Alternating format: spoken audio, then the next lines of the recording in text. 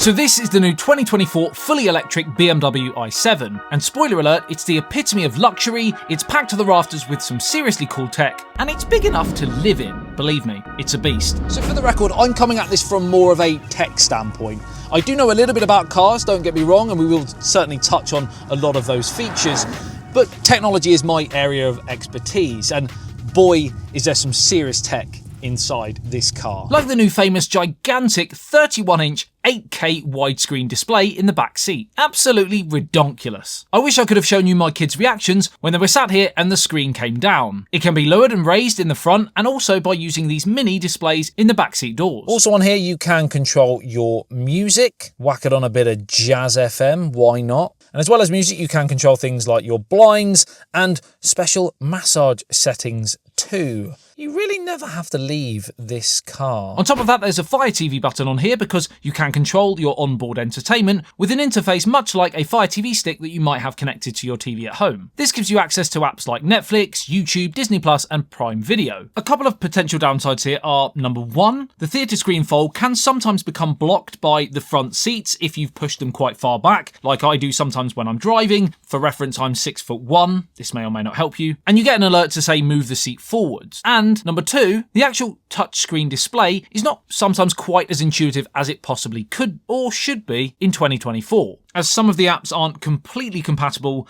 for touchscreen on that specific display, instead prompting you to use a sort of on-screen remote. Like I said, in 2024, this sort of more manual input does feel a little bit clunky, and hopefully BMW can work with TV entertainment partners like Amazon, for example, for future cars to make sure that everything on those displays is completely compatible. You can use all of them, don't get me wrong, but some of those apps do work slightly better than others. But once your content is on, boy, is it impressive. There is also an HDMI port for the display as well, so you can connect other devices to it, like a small gaming console, for example. And let's be honest, who doesn't want to watch a video by ASBYT in the back? Or Arspite, as I'm also known. Don't get me started. I didn't invent that nickname. On another positive note, thanks to BMW's partnership with Qualcomm, the interface is super snappy thanks to the Snapdragon digital chassis, which also helps power the front infotainment system too. And everything is super slick, super smooth, and in keeping with pretty much everything Snapdragon seem to do when it comes to performance. I do have slight mixed feelings about this interface because there's no denying there is an absolute glut ton of features fired to your fingertips, and pretty much anything you want to do on your car you can do here. But it does sometimes feel just a little bit busy. I think it could do with being just slightly refined. But just showing you around, you have all apps here, you've got infotainment, you've got your vehicle settings, which has things like charging information, and recently used, as you can see, you've got YouTube up there, Spotify and the like. You also have your climate controls here, where you can change things like fan speed and temperature and all of that jazz. And then you have this wonderful RGB lighting strip that runs all the way across here and down the other side, and you can customize that color to your own preference, which is awesome. You go into here, you go into interior lighting, and if you click on ambient light, you can then go in and change the different colors. Let's go for a racy red, and then it suddenly all shifts. Look at that. Super cool, almost as cool as this little guy here. Massage, just a bit. Let's go with a cheeky whole body activation, baby. This is it. And this is available on all seats. All of this can be controlled directly on the screen or by using the dial and buttons here on the center console section. So on here you have your start-stop button, which I must admit I press far too many times just for the sound more than anything. I mean, listen to this.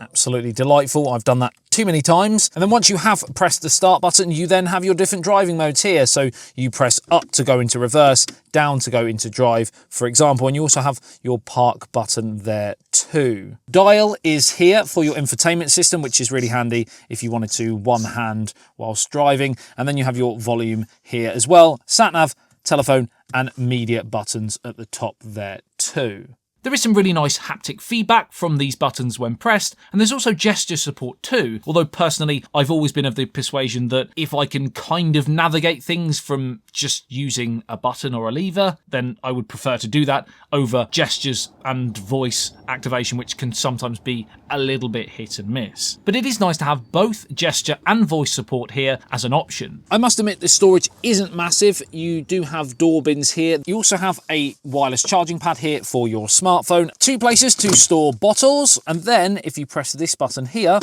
it opens and you have more storage under there, and you also have your dongle for your data.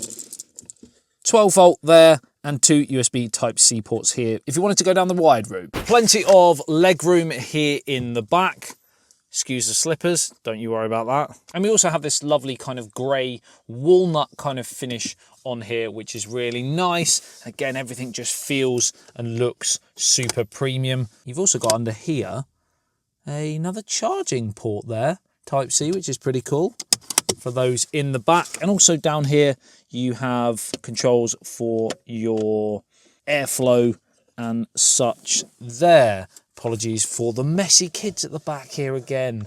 Absolutely ridiculous. Some of the material here is a little bit naff, with some cheap feeling kind of faux velvet and plastics, but that's not really in keeping with the bulk of the interior, which is pretty excellent. Gorgeous, soft and spongy plush leathers, beautiful details across the dash and doors, grey chestnut materials, and chromes and lighting details. Really is the height of luxury here. And the comfort levels, especially in the back with that huge amount of legroom, are sky high. Personally, I feel the interior is slightly superior to the exterior. A lot of alliteration there. That was pretty impressive. I think it's alliteration anyway. It's been a while since I've done GCSE English, but that outer design will certainly divide. You have this now famous or infamous, depending on your preference, huge snout-like grille up the front with a unique lighting design. Side note, regardless of your preference on that grille, you can't deny when those LEDs fire up at night time, boy does it look like a Batmobile. The doors can open and close by themselves, as I showcased at CES in Las Vegas earlier in the year, and the boot space for a saloon car is pretty decent. You of course don't get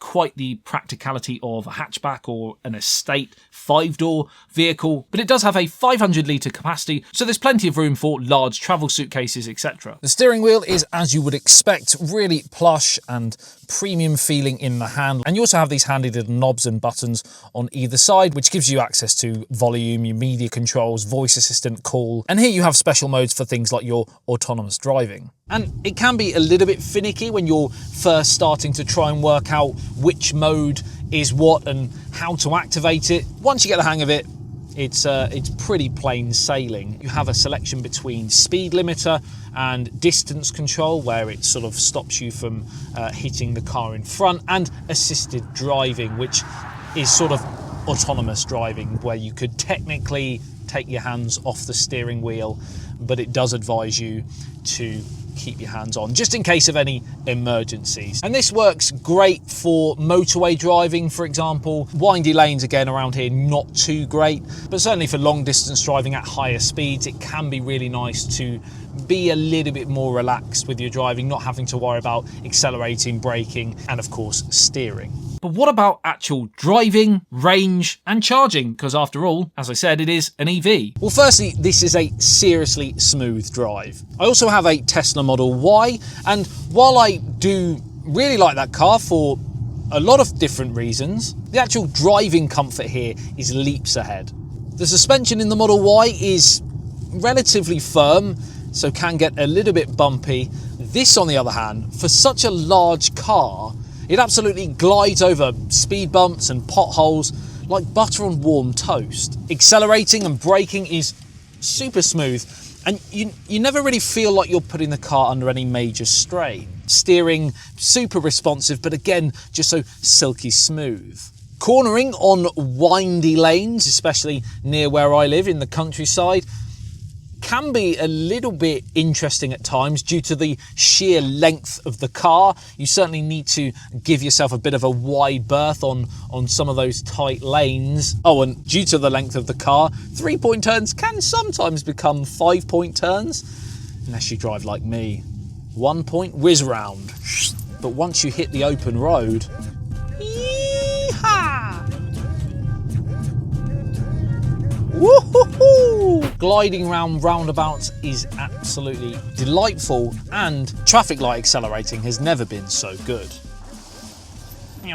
The BMW i7 is super quiet to drive and uses two motors, one at the rear and one up front, and the lithium battery pack is a 101.7 kilowatt hour offering, which gives you a range of around 387 hours, which, when I looked on Google Maps, is roughly just shy of a trip from London to Edinburgh. That's pretty decent indeed. The i7 also has a 200 kilowatt charging capability, which is really nice and fast, giving you around 10 to 80% in just over half an hour. Quick nip into a service station, toilet break, bite to eat, and you've pretty much charged your full car again for that return journey. And if you are on a long distance journey, for example, and you wanted to charge on the go, the map comes with these handy little icons which show you where you can actually charge your vehicle, and you'd simply tap on it and it would direct you to that location. 745 Newton meters of torque, 536 horsepower, 0 to 62% in 4.7 seconds, and a top speed of 149 miles per hour are all the claims. I'm going to be deadly honest, I haven't tested any of those three. And while of course I won't be driving at nearly 150,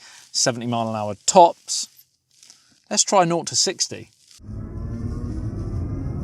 Absolute spaceship. And that is of course aided by these wonderful Bowers and Wilkins speakers that we've got all over this car. Which sound utterly delightful. Different driving modes: personal, sport, efficient, expressive, relax, theatre and digital art. It's playing some funky music, which I believe has been composed by the globally famous Hans Zimmer, who created legendary pieces in blockbuster movies like Batman and Gladiator. So you learn something new every day. Change these modes. They actually change the colours around here, and they change some of the interface on the screens as well, like pressing sport turns everything red on the dashboard as well. And then if we go back to efficient again, and it goes back to blue everywhere. And even on the heads-up display there, you've got a little blue icon there. I must admit, it is quite hard to showcase this on camera. You can kind of just see it flickering around at the bottom there. But in person, when you have it on, it is just always there, and it is really nice and bright, really helpful. You also have cameras all around the car, and there's a really cool feature where they all kind of combine to enable you to have like a bird's eye view of your vehicle. So when you're reversing, when you're trying to fit into a car parking space, for example, it actually shows you the space around your car and gives you the lines of car parking bays as well either side. So it's really handy to make sure you are nice and straight when you're parking. You don't have to kind of open your door and say, am I in the right place or not? It works. I'm not quite sure why Kerrang's just come on the radio, but if you are into rock, then this one's for you. So there is some serious fun to be had here. From the outside, the BMW i7 may appear elegant and slightly formal even, but jump inside and you'll feel like a kid in a candy store. So who is this car actually for? Well, unsurprisingly, it's not for the every person. Starting from an eye-watering £100,000 there or thereabouts, I believe, it's not going to be a viable option. But if you do have those kind of big spending bucks, then you've also got another possible problem to contend with, and that is, again, the sheer size of it. Do you have the space to park it? Can you handle a car of this size in terms of driving ability? But if you tick all of those three major boxes, then this is a seriously good car. It's an ideal showpiece vehicle for those that want to travel in a bit of style, a bit of class, a bit of elegance. If you are entertaining, if you've got, friends, family, colleagues, clients that you want to whack in the back and give them some entertainment with the big screen, etc., while you're cruising them around, then this is absolutely superb. If you want to give off that great first impression, or quite simply you just want to ball out, then, well, the BMW i7, it's a hell of a car.